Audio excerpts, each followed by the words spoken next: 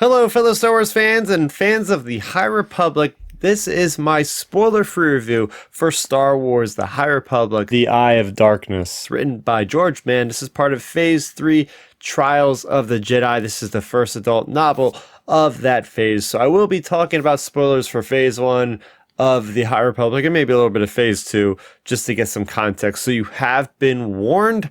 But yes, my name is Starrapter. Welcome to the channel. If you like this content and the High Republic, you're in the right place. Go ahead, subscribe, hit that bell icon. You'll be notified when future High Republic videos go live on the channel. So let's dive in. What is the backdrop of this conflict that is happening in the Eye of Darkness? First of all, this takes place a year after Phase 1, which is about 200 years before the Phantom Menace. This is a year after the fall of the Starlight Beacon, right? That was our big climactic moment where we lost the biggest hope for the Jedi in the Outer Rim. They lost Starlight Beacon. Marchion Ro declares himself the leader of the Nihil and then shuts off a large section of the Outer Rim into something called the Occlusion Zone. It's protected by the Storm Shield, and that is where we pick up in this a year after the fall of the Starlight Beacon. There are some Jedi, like Jedi Avar Kriss and Porter Engle, that are trapped behind the Occlusion Zone with plenty of planets, plenty of billions of civilians that are now being subjugated to the torment of the Nihil. Meanwhile, you have the people on the outside, the Republic, that are trying to get messages through. The problem is the Occlusion Zone is blocked. All communication, you can't get transmissions through on either side, and the Nihil have their path engine ships that are the only way to get through this big wall. It's invisible. You can't see by the naked eye, but it is there. If you try to go through hyperspace, your ship will be completely pulverized. And they also have all these droids, these scav droids inside that will immediately attack anybody that somehow got through. So this is an impenetrable wall. This is our backdrop of the story. It's a very dark time for the Republic and the Jedi as they feel helpless. A lot of these Jedi feel like they can't really do much right now. They just suffered all this defeat. They're supposed to be these triumphant, very optimistic people. A lot of them, like Avar Kriss, are feeling downtrodden. You have Bel Zettifar. You have all these other characters that feel, even the Chancellor, Lena Slow, has her own son that is behind enemy lines in the Occlusion Zone. So that is our backdrop. And in this story, the Jedi in and out of the side of this thing are trying to find solutions, trying to get away out of there, trying to move on with their lives in general. So that's one big positive. Getting into the positives here, the stakes are very high. Right off the get-go, you're seeing characters die. Big, important characters. I mean, it's the High Republic. Of course that's going to happen. This is what this series is partly known for, is do not get used to any of your favorite characters being around for a while, because they can be taken away, like Loden Greatstorm, very, very quickly. Getting into the politics of the galaxy, I think that this is really great. Getting to see the dogmatic ways of the Jedi even 200 years before the Phantom Menace, seeing them delegate, seeing them kind of talking in their high towers on Coruscant. Oh, we shouldn't do this or we should do that. And you just see how in 200 years from now, some of these very same characters, Yoda, Yariel Poof, Opa Rancisis, like those are the same guys that live on. We're seeing what is happening there. So I like seeing that. I like seeing the repercussions.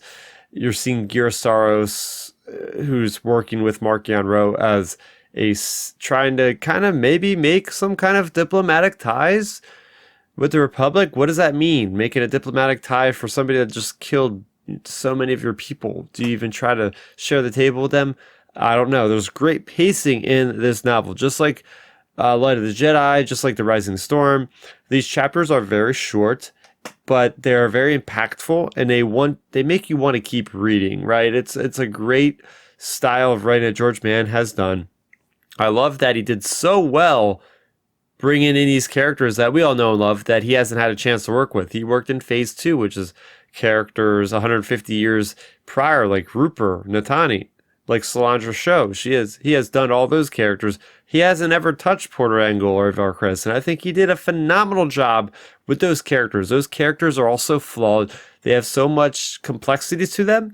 They have so many conflicts, and I think he did a great job of each one of these point of view characters in this book has a journey through this book that will see them to the other side, and a lot of them overcome those goals. Some of them are still in progress, but I love seeing that, especially Elzar Mann out of his limit, right? He's more playing with the, being the protector of the Chancellor. He is not really getting in the thick of things. He is trying to kind of build up and try to, retain that vision of Selen Geos who perished on Starlight Beacon. He's trying to fill in the shoes of Selen, and he realizes he can't do that. He's got to be Elzar. And it's just, there's so many great moments, great nods to Phase 2. I will say there's stuff with EX droids, Pathfinders, a lot of other cool tech, and certain characters even that float in. We were just like, whoa, this is all connected. At some points I said, oh my gosh, like Phase 3 and Phase 1 of the High Republic are connected better than the prequels with the original trilogy at points. I think the architects of the High Republic have done such a great job of just planning things out so well to where we see so much stuff come into play. The big themes of this are how to move on from trauma, good old Star Wars message of hope, and living with isolation. A lot of these characters, right, just living in isolation, right? A lot of us went through that with COVID, quarantine. So again, I can't imagine that wasn't some sort of thing that George Mann was maybe thinking about injecting into the story. But I feel like that was a really kind of, we all experienced that recently, so we could see how that is from these characters. I love it. The only negatives I will say is sometimes I feel like George Mann might have shown his cards a little bit too soon for some of these storylines. Like, for instance, when you're from the point of view of bad guys sequence, it'll be like, they're going to be doing this bad thing to the good guys. And then you go to the good guys and you see that thing happen. Whereas if they didn't mention that the bad guys were doing that thing, it would be more of a shock for when you're reading that point where a good guy, something happens with the bad guys. I'm being so vague, so I do not spoil anything, but it happened a few times where it's just like, maybe if we didn't know that information from a certain point of view of another character, it would have been more even impactful when I'm reading it for the first time, right? So other than that, I can't find any other flaws. I really enjoyed this book. It speaks volumes when I read a book in less than a week. And I did that very quickly. I read this book very quickly, had to keep turning a page. I got to give this a 9 out of 10. This stands up there with Light of the Jedi, with The Rising Storm, and with Cataclysm as the best of the High Republic adult novels, and one of the best books that came out this year, looking at, Inquisitor, Rise of the Red Blade, written by July Les Dawson. Really love that book. Here we go. We are getting into the thick of it in Phase 3. This book ends. You're really going to be on the edge of your seat, wanting more right away, and that is how you end a book. That is how you write a book, strong from the beginning to the middle to the end. I was hooked. Can't recommend this one enough for you guys. Definitely going to want to pick this one up before getting very much into the High Republic Phase 3. This is one of the first things you're going to want to read. Shadows of Starlight, you're also going to want to pick up, and you're going to want to start reading the High Republic Cavan Scott series from Marvel. Those are your 3 things, as well as the Insider short stories. No big deal. Tales from the Occlusion Zone, written by Lydia Kang. So there you have it. For more on the High Republic, you're on your right place. Let me know, what did you think of my review? Are you planning on reading?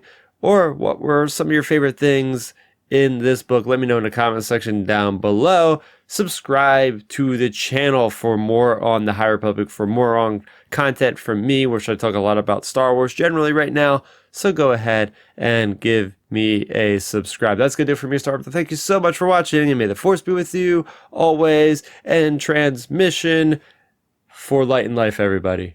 Bye-bye. Thanks for checking out the video. Please hit that thumbs up symbol. It helps me know that I'm making content that you guys enjoy. And if you enjoyed this video, I also include 2 videos down below you guys should check out. And please consider subscribing to this channel. It helps support me, and it notifies you guys of when I get new videos up on the channel. You can also contact me on Twitter, Facebook, and Instagram at Starrapter.